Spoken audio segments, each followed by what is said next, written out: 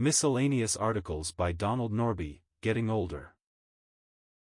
Mr. Donald L. Norbie, of Greeley, Colorado, the author of several books and numerous articles, serves the Lord in a Bible teaching, shepherding, and evangelistic ministry. So how do you view the prospect of getting older?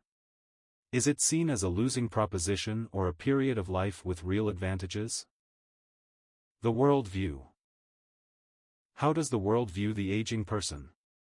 And here we shall consider the American viewpoint. Interesting studies have been made by sociologists masquerading as elderly people in their 80s. Usually the elderly are divided into the young old, 55 to 75, and the old, 75 and older.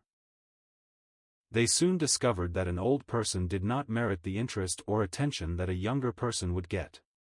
At times they had to be quite assertive to get service. They were often ignored and treated almost like non-persons or in a patronizing way. Perhaps some choose to ignore an older person, not wishing to face their own mortality. The elderly, the weak and the dying remind us that we too must die. Our culture is one that glorifies vigorous youth, not old age. The world often communicates several perspectives to the old. First, since your prime is past, you have less value as a person. Worth may be linked to good health and productivity. Secondly, since one is retired or able to work less, he is viewed as worthless, cluttering up the scene. A person's work often determines his value in society. We live in a pragmatic world. What good are you if you cannot work? Thirdly, there may even be hidden resentment, carefully guarded to be sure, of the retired person. He has lived his life and had his chance. It would be simpler if he were off the scene. Then his children could enjoy his estate. Besides, Social Security payments are a burden for the rest of society. While few would brazenly voice such sentiments, they may be more common than we like to admit. The self-view. How does the older person perceive himself? Here it is hard not to feel the pressure of the society around you. Disparaging remarks and the indifference of people begin to erode one's self-esteem. Thus one may first begin to know a decreasing self-image. He seems to be losing everything. More of his time is spent attending funerals. Relatives and old friends are leaving him, like autumn leaves losing their grip and spiraling lazily to the ground. One gets tired of looking into the dead, unseeing faces of those once loved and now gone. Death is very cruel. Physical loss is sudden in some and gradual in others. One may joke about loss of hair, loss of hearing and loss of teeth. But it all adds up to loss. Where will it all end? Will one become utterly helpless or die suddenly? And then there may be mental loss. There is the frustration of forgetting names, of losing one's train of thought. Some stay alert into old age, others begin to drift. The fear of senility may lurk in the dark recesses of the mind. Socially one may feel a sense of loss. One's family may be too busy living life to show much interest. His circle of friends may begin to narrow and he feels left out, unwanted. It can be a lonely life. Ask the many who live in nursing homes. Secondly, there is a decreasing sense of usefulness. Retirement may be mandatory when a person has many years of useful service left. A person's work is very important to him. The aging process accelerates when one feels no longer useful. Life becomes meaningless. Fishing is a good hobby but a poor vocation. This may be true even in religious work. A minister left his preaching in middle age and became a chiropractor. He said, "One saw the handwriting on the wall. Churches want younger men as ministers." Thirdly, family may ignore him. Life is busy and full. Perhaps both husband and wife have employment. Little time is left for elderly parents.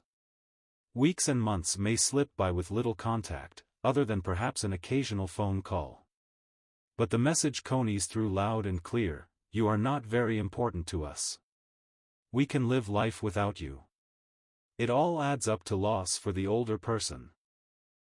Then as age creeps on, fears may trouble him. Fears of being attacked and robbed haunt many who live alone. There may be a fear of falling and of serious injury. For some there is the fear of dying alone. All of this contributes to a lack of self-confidence and self-esteem. How does God view the elderly? According to Scripture, long life and old age are to be desired, not dreaded. Long life is a reward for obeying God, Exodus 20 verse 12. The Scripture views every individual from conception on as being made in the image of God and having great worth. Those who have been deprived, such as the widows and orphans, know God's special care and concern, Deuteronomy 14 verse 9, James 1 verse 27. Individuals have worth not only because of their contribution to society but because of their humanity. Babies are valued with their limitations. Older people need that same sense of value. As Christians with God-instructed hearts, we need to communicate worth to the elderly as well as to infants. Churches also need to encourage a sense of usefulness.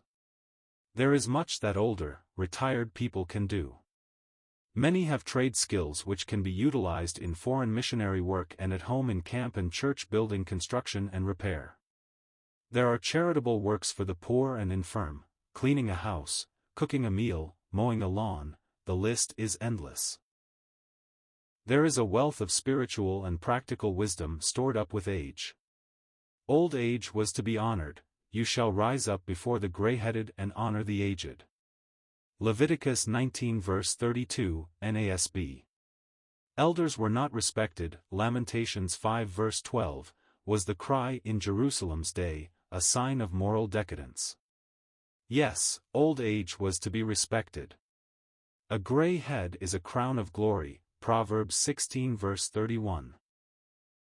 In Israel and in the early churches, older men led the people.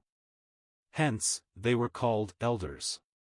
The most experienced, the most wise, the most godly were to lead God's people, Acts 14 verse 23, 1 Timothy 3 verses 1 to 7.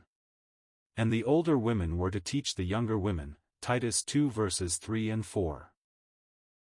Far from being viewed as useless by God, spiritual older men and women are seen as immensely valuable to God's people. Their wisdom, knowledge and experience should lead the churches. It is sad if godly, older men and women remove themselves from the flock where they have labored for years and isolate themselves in retirement communities. There is more to life than playing shuffleboard. A whole new ministry can come with retirement, a rich ministry of visitation, counseling and teaching. Do not squander the wealth of your experience in personal pleasure. Even when limited physically, there may be much that one can do to help the people of God. Churches need to encourage family love and nearness. A tragedy of modern society is the way it fragments families. Older people can be a powerful influence in the lives of their grandchildren. They can teach and reinforce spiritual values. Moses reiterated the law, urging the people to teach it, so that you and your son and your grandson might fear the Lord your God, Deuteronomy 6 verse 2. Spiritual teaching was to pass on from generation to generation. Paul rejoiced at the faith passed on from Timothy's grandmother and mother to himself, 2 Timothy 1 verse 5. In an age which worships youth, the churches need to reaffirm the value of age and experience. Rehoboam listened to young men and brought civil war upon his kingdom. Value the wisdom of age. Older people need to be encouraged to utilize their gifts and experience to the full for God. They need to pray for a new vision of usefulness to God and His people.